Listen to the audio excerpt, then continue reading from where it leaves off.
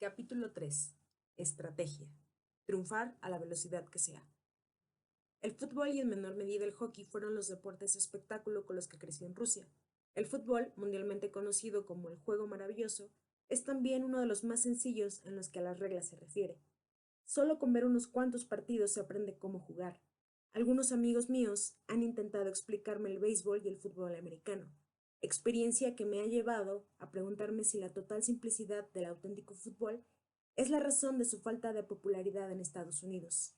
Aunque, como suele decirse, quizá la verdadera razón es que en el fútbol hay pocas oportunidades para las pausas publicitarias.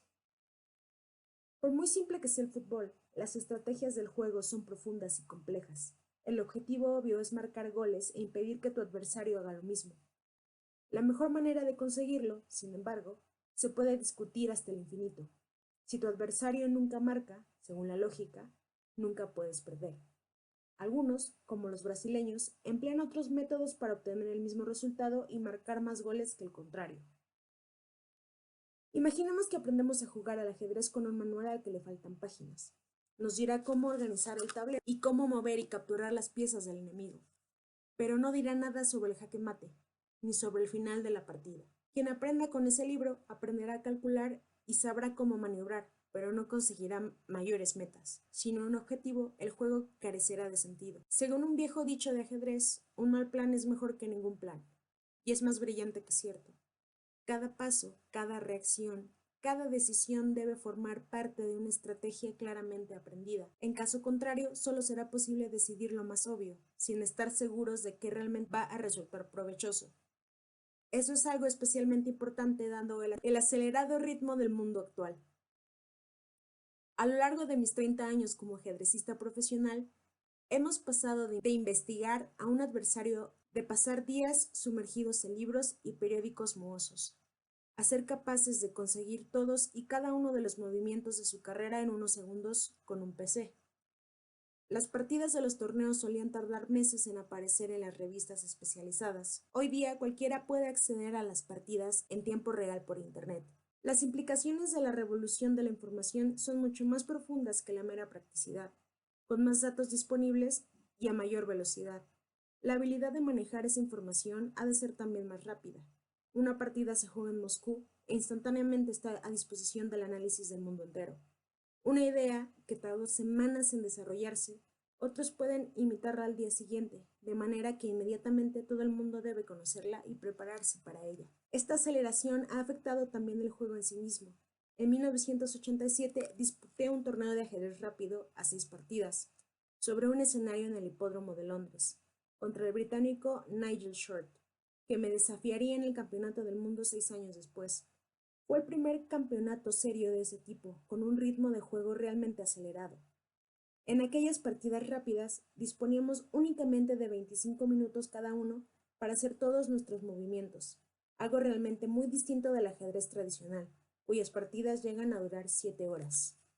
Me entrené muchísimo para esa nueva limitación temporal y descubrí que aún así era posible desarrollar ideas profundas a pesar de la imposibilidad de calcular con detenimiento cada movimiento.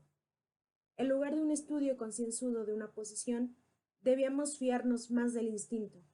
Parece lógico pensar que en el ajedrez rápido los planes detallados y los objetivos estratégicos son secundarios, e incluso que se prescinda de ellos en favor del cálculo rápido y la intuición. Incluso diría que eso es exactamente lo que hacen muchos jugadores. Si no te gusta planificar durante una partida de 7 horas, probablemente prescindirás totalmente de ello en una partida rápida. Pero los cálculos de los jugadores de mayor éxito, a cualquier velocidad, se asientan firmemente sobre una estrategia planificada. Lejos de ser opuestos, es posible que el análisis más efectivo sea el más rápido si obedece a un orden estratégico. Si jugamos sin objetivos a largo plazo, nuestras decisiones se convierten en exclusivamente reactivas y nos vemos jugando el juego de nuestro oponente, no el nuestro. Mientras saltamos de una cosa nueva a la siguiente, acabamos por perder el rumbo, impelidos por lo que tenemos delante, en lugar de por los logros que necesitamos. Tomemos como ejemplo la campaña presidencial norteamericana de 1992, la que llevó a Bill Clinton a la Casa Blanca. Durante las primarias democráticas, parecía que cada día traía un nuevo escándalo que, con toda seguridad, destruiría la candidatura de Clinton. El equipo de campaña reaccionaba inmediatamente frente a cada nuevo desastre, pero no se limitó a reaccionar. Se aseguró de que todos los comunicados de prensa hicieron hincapié también en el mensaje de su candidato. Las elecciones generales frente al presidente Bush siguieron un esquema parecido. Ante cada ataque, el equipo de Clinton respondía con una defensa que, además, volvía a centrar el debate en su propio mensaje, con la frase que ya se ha hecho famosa: «Es la economía, estúpido», reforzando constantemente su propia estrategia. 4 años antes, por el contrario, al candidato demócrata Michael Dukakis le desconcertó completamente la táctica agresiva de su rival. La gente solo le oía defenderse a sí mismo, en lugar de su propio mensaje. El equipo de Clinton de 1992 sabía que no se trataba únicamente de responder con rapidez, sino de que sus respuestas fueran acordes con su estrategia global. Antes de ser capaces de seguir una estrategia, sin embargo, hay que desarrollar el futuro de las decisiones que tomamos en el presente. El estratega empieza con un objetivo para un futuro lejano y trabaja retrocediendo hasta el presente. Un gran maestro hace los mejores movimientos porque están basados en lo que quiere que suceda en el tablero, después de unos 10 o 20 movimientos. Para ello, no es necesario que calcule las incontables variables de 20 movimientos. Evalúa cuál será el resultado desde su posición y establece una meta. Luego va paso a paso hasta conseguir su propósito. Esos objetivos intermedios son esenciales, son los ingredientes necesarios para crear las condiciones favorables para nuestra estrategia. Sin ellos, estaremos intentando construir una casa empezando por el tejado. Demasiado a menudo señalamos un objetivo y nos dedicamos a él sin tener en cuenta los pasos necesarios para alcanzarlo. ¿Qué condiciones deben cumplirse para que nuestra estrategia sea un éxito? ¿Qué debe cambiar y qué podemos hacer para introducir esos cambios? Mi instinto, o el análisis, me dicen que una posición determinada encierra un ataque potencial al rey de mi adversario. Entonces, en lugar de dirigir todas mis fuerzas a atacar al rey, busco los objetivos que debo conseguir para llevarlo a cabo con éxito. Por ejemplo, debilitar la protección alrededor del rey del oponente, canjeando una pieza definitiva esencial. Primero debo saber qué objetivos tácticos me ayudarán a conseguir mi propósito de atacar al rey, y solamente entonces empiezo a planear exactamente cómo conseguirlos y a considerar los movimientos concretos que me conducirán a la consecución del éxito. De lo contrario, trazaré un plan osado y simplista con pocas probabilidades de éxito. En la segunda ronda del torneo Chorus de 2001 en los Países Bajos, jugué contra Alexei Fedorov, de Bielorrusia, uno de los jugadores teóricamente con menos posibilidades. Era el torneo más importante en el que Fedorov había participado y la primera vez que nos enfrentábamos en un tablero. Desde el primer momento dejó muy claro que no tenía intención de mostrar ningún respeto por el honorable entorno, ni por su adversario. Fedorov renunció rápidamente a una apertura del juego estándar. Si lo que jugó contra mí respondía a algún nombre, ese debía de ser ataque a sangre y fuego. Ignorando el resto del tablero, lanzó todos sus peones disponibles contra mi rey desde el principio. Yo sabía que un ataque tan salvaje y mal preparado solo tendría éxito si yo metía la pata. Sin perder de vista a mi rey, contraataqué por el otro lado o flanco, y por el centro del tablero, una zona crucial que él había descuidado por completo. Enseguida fue obvio que su ataque era completamente superficial, y, después de 25 movimientos, se retiró de la partida. Reconozco que no tuve que hacer nada especial para anotarme una victoria tan fácil. Mi rival jugó sin una estrategia sólida, que finalmente le llevó a un callejón sin salida. Lo que a Fedorov le faltó fue preguntarse desde el principio qué condiciones debían darse para que su ataque triunfara. Decidió que quería cruzar el río y se metió directamente en el agua, en lugar de buscar un puente. También es conveniente señalar que confiar en que el competidor cometa un error grave no es una estrategia viable. Coherencia y adaptabilidad no son contradictorias. Tener una meta y unos objetivos es el primer paso. Mantenerlos y no perder el rumbo es el siguiente. La historia militar está llena de ejemplos de mandos que en el campo de batalla se han lanzado a la acción olvidando la estrategia. Tal como los documentos históricos y William Shakespeare nos dicen, las fuerzas francesas estaban rodeadas por los ingleses en Agincourt en 1415, cuando la caballería francesa ordenó disparar una salva de lanzas a larga distancia para provocar una carga descontrolada. Cuando el adversario pone las cosas difíciles, uno se siente tentado a detectar la falsedad de su razonamiento, a recoger el guante, a aceptar el desafío. Por supuesto, eso es exactamente lo que él quiere, y es la razón por la que se deben frenar ese tipo de impulsos. Si uno tiene ya decidida una buena estrategia, ¿por qué abandonarla por algo que conviene al adversario? Eso requiere un autocontrol firme, ya que las presiones para cambiar pueden ser tanto internas como externas. Nuestro ego desea probar que podemos batirle en su propio terreno y hacer callar a los críticos tanto presentes como potenciales. Antes de empezar las partidas por el campeonato del mundo contra Nigel Short, mi equipo y yo decidimos que, para enfrentarse al impetuoso inglés, lo mejor era una táctica de maniobra. Short era un peligroso atacante muy bien preparado y con una línea de juego muy agresiva, y aunque esa era también mi mejor baza, pensamos que con un juego más lento tendríamos ventaja. Nuestro análisis puso de manifiesto lo incómodo que se sentía Short en un juego más pasivo. Las blancas mueven primero en ajedrez y ello les proporciona una ligera ventaja que es comparable, aunque menos evidente, a disponer del servicio en el tenis. Con el primer movimiento se puede controlar mejor el tiempo y la dirección de la partida. Para prepararnos contra Short, diseñamos un repertorio de apertura contra las blancas, que evitará las variaciones de doble filo preferidas por él. Para ello seleccioné un desarrollo de líneas lento de la honorable apertura Ruy López, famosa por sus maniobras posicionales. El nombre proviene de un sacerdote y ajedrecista español del siglo XVI y se conoce con el sobrenombre de la tortura española por su eficacia demoledora. Mencionar a Ruy López de Segura permite hacer referencia a la importancia capital de los jugadores españoles en las primeras etapas del ajedrez en el mundo occidental. Gracias a la ininterrumpida popularidad de la apertura que lleva su nombre, que muchos llaman simplemente la española. López es el más famoso de los llamados padres fundadores. Era uno de los jugadores más potentes de su tiempo, al que le preocupaban sobre todo las cuestiones prácticas. López analizó los escritos y las partidas de sus predecesores, especialmente el italiano Damanio. Aportó, además, consejos prácticos como, por ejemplo, colocar el tablero de forma que el sol diera en los ojos del rival. Gané 3 de las 4 primeras partidas que me permitían controlar el torneo, previsto para 24 partidas. Gané mis 2 partidas con las blancas, utilizando aquel estilo de maniobra lenta, y muchos se preguntaron si cambiaría variaciones más agresivas para intentar batir a mi rival mientras le tuviera contra las cuerdas. Según esa opinión, Short se tambaleaba y quizá aquel era el momento de cambiar de marcha para sorprenderle.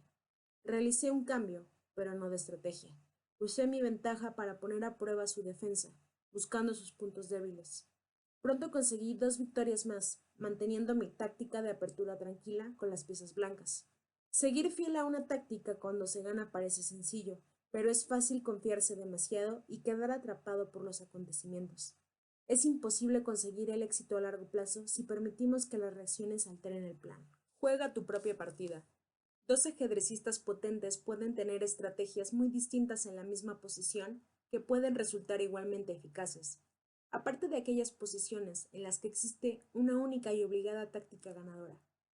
Cada jugador tiene su propio estilo, su propia manera de resolver los problemas y de tomar decisiones. Una clave para desarrollar estrategias de éxito es ser consciente de las propias fuerzas y debilidades, saber lo que uno hace bien. 2 figuras de escuelas de ajedrez con criterios opuestos llegaron a ser campeones del mundo. Mikhail Bobitnik confiaba en la autodisciplina rigurosa, el trabajo duro y el rigor científico. Su rival, Mikhail Tal, fomentaba su propia fantasía y creatividad desenfrenada y apenas se preocupaba ni de salud ni de una preparación metódica. Es ya famosa la frase de Thomas Edison: el éxito es un 1% inspiración y un 99% transpiración. Esa fórmula funcionó realmente para Edison y para Botvinnik, pero nunca le hubiera servido a Tal, ni desde luego a Alexander Pushkin, el padre de la literatura rusa moderna. El amor de Pushkin por exprimir la vida, por el juego y los amoríos, era parte del talento que creó una de las obras más importantes en lengua rusa. Tigran Petrosian, otro histórico campeón mundial, perfeccionó el arte de lo que en ajedrez llamamos profilaxis. Profilaxis es la técnica del juego preventivo, reforzar tu posición y eliminar las amenazas antes de que se materialicen. Petrosian Se defendía tan bien que eliminaba el ataque de su oponente antes de que empezara, quizá incluso antes de que pensara en él. En lugar de atacar, Petrosian organizaba una defensa perfecta que dejaba a sus rivales frustrados y expuestos a cometer errores. Estaba atento a la oportunidad más insignificante y explotaba esos errores con una precisión despiadada. Me gusta definirle como un auténtico héroe del ajedrez pasivo. Desarrolló una política de pasividad vigilante, que mostraba cómo vencer sin pasar directamente a la ofensiva. En términos generales, la estrategia de Petrosian consistía en buscar primero la ocasión en sus oponentes y luego eliminarles. Solo cuando su posición era invulnerable, empezaba a examinar sus propias posibilidades. Esa táctica de comportarse como un objeto inamovible fue muy eficaz para él, pero muy pocos jugadores podían imitar ese estilo paciente y defensivo. Cuando jugué con Petrosian en los Países Bajos en 1981, yo tenía 18 años y Petrosian 52. Estaba deseoso de vengarme de la derrota que me infligió a principios de aquel año en Moscú, cuando desarrollé una espectacular posición de ataque que se explotó en la cara. En aquella época creí que había sido un accidente, pero luego volvió a sucederme. Cada vez que, aparentemente mi ofensiva le hacía pedazos, él realizaba tranquilamente un pequeño ajuste. Todas mis piezas pululaban alrededor de su rey, y yo estaba convencido de que asestar el golpe definitivo solo era cuestión de tiempo. Pero, ¿dónde estaba ese golpe? Empecé a sentirme como un toro que persigue al torero por toda la plaza, exhausto y frustrado. Cometí un error y luego otro, y finalmente perdí la partida. Algo parecido sucedió en la Copa del Mundo de Fútbol que se disputó en España un año después. El estilo defensivo del catenaccio italiano venció al juego bonito al ataque de los brasileños. A veces la mejor defensa es la mejor defensa. Durante los 2 años posteriores igualé nuestro tanteo profesional, venciendo 2 veces a Petrosian con un estilo posicional tranquilo, parecido al estilo del propio Petrosian. Atribuyo ese exitoso cambio de enfoque al consejo que me dio el hombre que le arrebató el título mundial a Petrosian en 1969, Boris Spassky. Antes de volver a jugar contra Petrosian, apenas un año después de las derrotas descritas anteriormente, hablé con Spassky, que participaba como yo en un torneo de Yugoslavia. Me dijo que la clave estaba en presionar, pero solo un poco, constantemente. Spassky me dijo algo inolvidable. Apriétale las pelotas, pero solo una, no ambas. Las experiencias personales de Spassky contra Petrosian se desarrollaron con un patrón parecido a las mías. Primero luchó por el Campeonato del Mundo de 1966 contra Petrosian, que le derrotó tras una dura pelea. Desarrolló su juego con la creencia, errónea, de que Petrosian no tenía una línea de ajedrez al ataque, porque carecía del talento para ello. Spassky asumió todos los riesgos posibles, pero descubrió que el astuto campeón del mundo repelía brillantemente todos sus ataques. 3 años después, Spassky demostró que había aprendido la lección y se mostró mucho más respetuoso con el talento de Petrosian. En su enfrentamiento de 1969, jugó de un modo mucho más equilibrado y acabó ganando. Mis 2 primeras derrotas me infundieron un profundo respeto por las habilidades de Petrosian y por el arte de la defensa en el ajedrez. Pero también me di cuenta de que aquel no era mi estilo. Siempre quise estar en el lado del atacante y mis tácticas de juego así lo reflejaban. Uno debe ser consciente de sus limitaciones y también de sus mejores cualidades. Mi estilo de juego agresivo y dinámico va acorde con mi fuerza y mi personalidad, incluso cuando me veo obligado a defender. Busco constantemente una oportunidad para conseguir una ventaja y contraatacar. Y cuando paso a la ofensiva, no me contento con victorias modestas. Prefiero el ajedrez enérgico y duro donde las piezas vuelan sobre el tablero y donde pierde el jugador que comete el primer error. Otros jugadores, incluso el hombre a quien derroté en el Campeonato del Mundo, Anatoly Karpov, son especialistas en acumular pequeñas ventajas, arriesgan poco y se conforman con mejorar lentamente su posición hasta quebrar al adversario. Pero todas esas estrategias, defensiva, dinámica, de maniobra, pueden ser muy eficaces en manos de alguien que las entienda bien. En los negocios tampoco existe una estrategia mejor. En las 500 mejores compañías, según Fortune, hay directivos arriesgados que coexisten con los conservadores. Puede que el 50% de las decisiones de un directivo sean idénticas a la de cualquier hombre de negocios competente, igual que muchos movimientos del ajedrez son obvios para cualquier buen ajedrecista, sea cual sea su estilo. en el otro 50% o incluso ese 10% más complicado el que marca la diferencia. Los mejores líderes valoran los desequilibrios concretos y el factor clave de cada situación y pueden elaborar una estrategia a partir de dicha valoración. El directivo de Nokia, Jorma Ollila, convirtió la compañía finlandesa en el líder de la telefonía móvil con un estilo poco ortodoxo e incluso caótico, que contradecía constantemente lo convencional. Exigía que los directivos de élite intercambiaran los trabajos. El personal de investigación y desarrollo trataba directamente con los clientes y el responsable de diseño de la compañía telefónica comparó una vez su gestión con la improvisación de una banda de jazz cuando tocaban todos juntos. Un estilo tan libre y dinámico puede no tener tanto éxito en otro tipo de industria, o en otro país, o con otro directivo. Durante décadas, IBM basó su negocio en una reputación conservadora, incluso anquilosada. En el mundo de la maquinaria de oficina, eso significaba fiabilidad, algo mucho más importante que el estilo para los clientes de IBM. Todos los meses aparecían nuevos modelos de teléfonos, mientras IBM vendía y revisaba las máquinas cada 5 o incluso cada 10 años. Desde el punto de vista de sus clientes, ese conservadurismo era una virtud. No siempre se puede escoger el campo de batalla. No se llega campeón del mundo sin ser capaz de jugar con estilos distintos si es necesario. A veces te ves obligado a luchar en un territorio desconocido. No puedes salir corriendo cuando no se dan las condiciones que te gustan. La capacidad de adaptación es fundamental para el éxito. Ocasionalmente, incluso puedes cambiar de estilo a propósito para coger desprevenido a tu oponente, pese a que eso siempre entraña el peligro en que el cazador acabe cazado. A mí me compensó emplear esa técnica en el torneo por el título mundial de 1995 de Nueva York contra el astro indio Viswanathan Vishy Anand. A mitad del torneo, empatados a una victoria cada uno, abandoné mis tácticas favoritas por una temible denominada dragón siciliano, una defensa que nunca había utilizado en una partida importante. No fue un cambio al azar, varios factores contribuyeron a que optara por el dragón. Este conduce a una partida cerrada, en la cual las blancas deben optar por la fórmula más agresiva posible para tener una mínima oportunidad de conseguir una ventaja. Al verlo, Anand se sorprendió y supo que lo había preparado exhaustivamente. Además, según algunas averiguaciones, Anand tenía muy poca experiencia con el dragón y se sentía más incómodo contra esa que contra cualquier otra línea de apertura directa. Si optaba por arriesgarse en las variaciones principales, sabía que le esperaba algo muy desagradable, pero fue incapaz de reaccionar, hizo un juego insulso y perdió 2 veces.